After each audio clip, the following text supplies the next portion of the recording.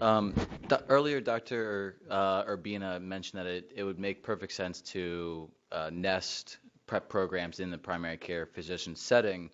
And I think that makes perfect sense, and we've talked about this a lot.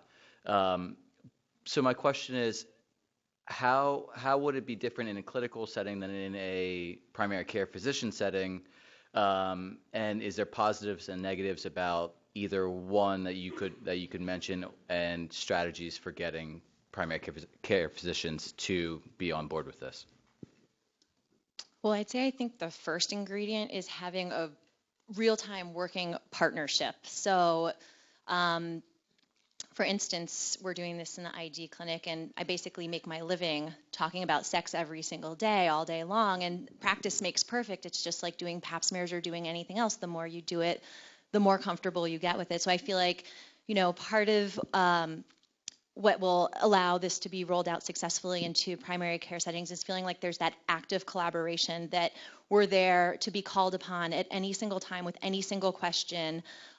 Because I think, as has been mentioned by Dr. Urbina, the medicine behind PrEP, the science behind PrEP, the data speaks for itself.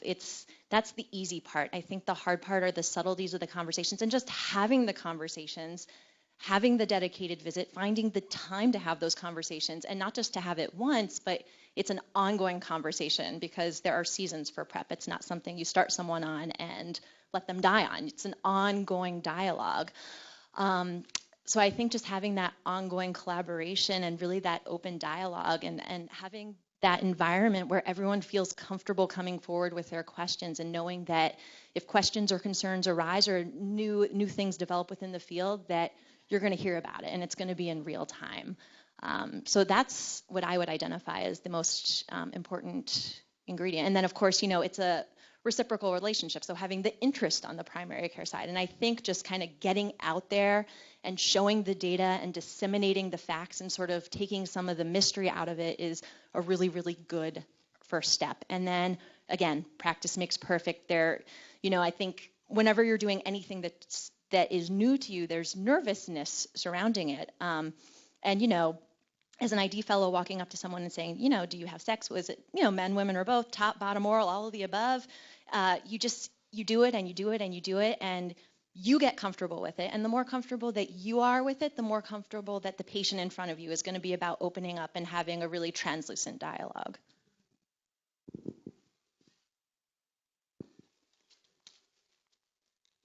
Thanks, Debbie. I think one of the advantages, too, in getting back to Ty's question, one of the advantages that you have, and one of the advantages Dr. Urbina have, and one of the advantages the HIV program has, is we have a village.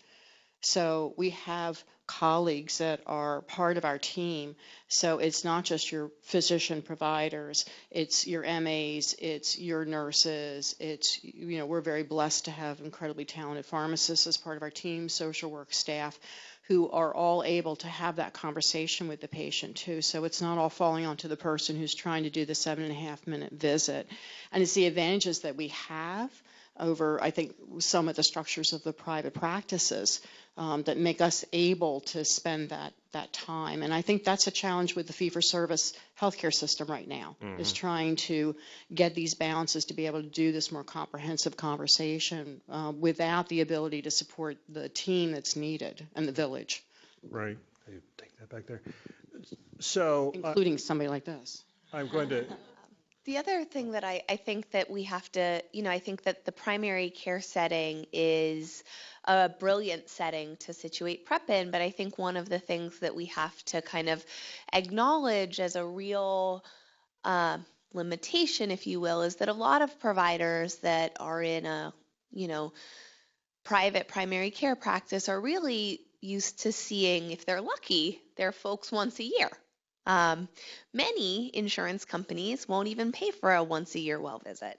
And so I think that in the setting of PrEP, we're now saying your folks need to come see you 4 times a year. One of those visits should be kind of larger screening, initiation visit, comprehensive, welcome to PrEP, this is your very comprehensive visit, and then you should have your Q3 month screening visits, and then, make sure you're like checking in on folks and things may arise. And so, I think that can be a really overwhelming thing when you're seeing folks. 7-minute visits might even be long. And so I think that is a bit of a sticker shock for a number of primary care providers when and that's not to say don't do it, and that's not to say that this isn't the right setting, but I think that it is something to, when you're kind of used to a clinical setting or a public health setting, it is a shift in focus, right? And so it's to say, no, you can do it. And actually a Q3 month screening visit can be labs. It doesn't need to be a full, well visit. It can be different folks in your practice. You can have this look different, right? And so I think that it's not a one size fits all model for PrEP delivery. And I think that's the really, really important takeaway of PrEP, is that PrEP can look different in different places, and that folks accessing PrEP don't all have to access PrEP in the same ways, right? So young folks accessing PrEP at YHAP, many of them, right, they come in and we say, what feels best to you? Like, does it feel best to come see us weekly? Does it feel best to come see us every other week? Does it feel best to come see us once a month, right? And maybe they say weekly, and then, they come see us weekly, and then they might come back, at their Q3 month visit, and we're like, how does weekly feel? And they say, I'm like really ready to come see you every month. This has been great, but I'm like ready to fly. How do you feel about that? And we're like, baby, let's try it. Like, this is feeling good. But for a lot of folks, maybe they want to try every 3 months because not everybody needs to come monthly. And maybe not every time they come for their Q3 months visit, they can go to Quest Diagnostics, just get their labs and like check the patient portal, right? And so I think what's really important is that adherence is important, talking to folks is important, but everyone accesses PrEP on such an individualized way. And, folks that are accessing PrEP in primary care settings and folks that are accessing PrEP in Planned Parenthoods or in YHEPs or in, all these places, there are kind of ways in which access to resources constrain where you can access PrEP, right? Like, that is a kind of layer in which you're constrained by the resources and the ways that you can access things by like your insurance and those things, but also what you need and want from your PrEP care. And I think that's a really real piece to the conversation, is not everybody needs to access PrEP or needs the PrEP supports in the same ways. And that's a really important thing in this conversation, to say that not every time a patient comes in do they need to have a full, like, tell me about all of these things, because maybe they're like, look, I'm good. Can you just put in my lab orders? Like, I got somewhere to go.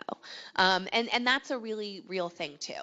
So I think that sometimes it's important to recognize that as providers and to kind of just allow your practice to provide PrEP in the ways that it can for the patients that you see, and recognize the patients that you see. And if your patient needs more, like, refer them to an appropriate place. Like, if you can't provide them weekly pickups, try to connect them with a place that can.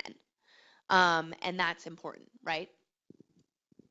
I was going to say the other question that offering PrEP just makes me think about is, certainly being a PrEP clinic nested within an HIV clinic, there are patients we don't reach.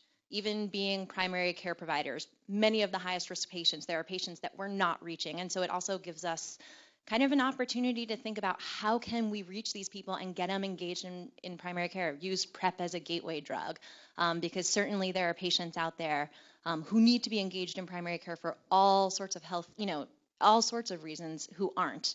And this just gives us one more opportunity to take pause to think about how we can reach these people and embrace them and keep them with us. So there's this really amazing innovative program in Seattle where actually pharmacists are providing PrEP, where you can just walk right into your pharmacy. It's a private pharmacy where you get all your labs done and you walk out with a script. and you leave right with your prep and the labs and your HIV testing, and it's happening in pharmacies. And I think, like, that's happening with birth control places. There's this really innovative, and I think, like, well, the question is, what do people want from their health? Is this right for everyone? Probably not right for everyone.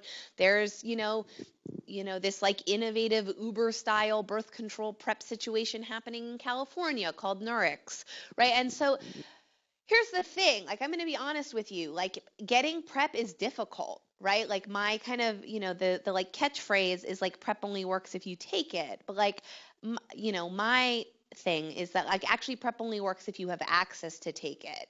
And I am obsessed with the Walgreens pharmacists because I know them intimately, because it's a real challenge to get prep for our patients.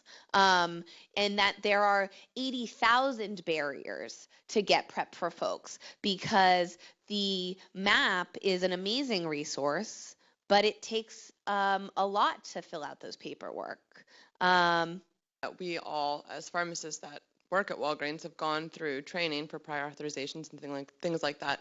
And I can tell you, Truvada is, most of the time, the issue is not the prior authorization, it's they've exhausted their funds.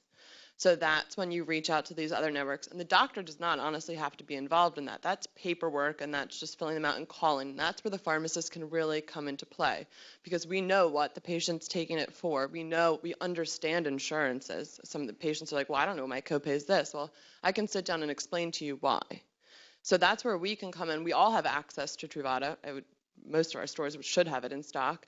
And the other issue is we know about all of this. So that's where, as Walgreens, we can come in and help you, is getting that access to the medication.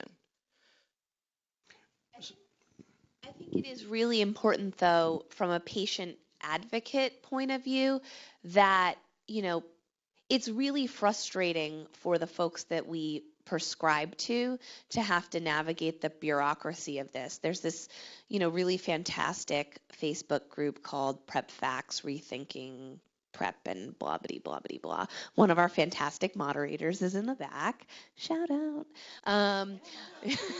So one of the most common things that people post about, besides their really good-looking, I'm starting my prep today, which I think is a really testament to how powerful it is for folks to be starting prep, and how kind of amazing it is for folks to feel really great about starting prep, and how sexy folks feel starting prep, because these are real sexy pictures.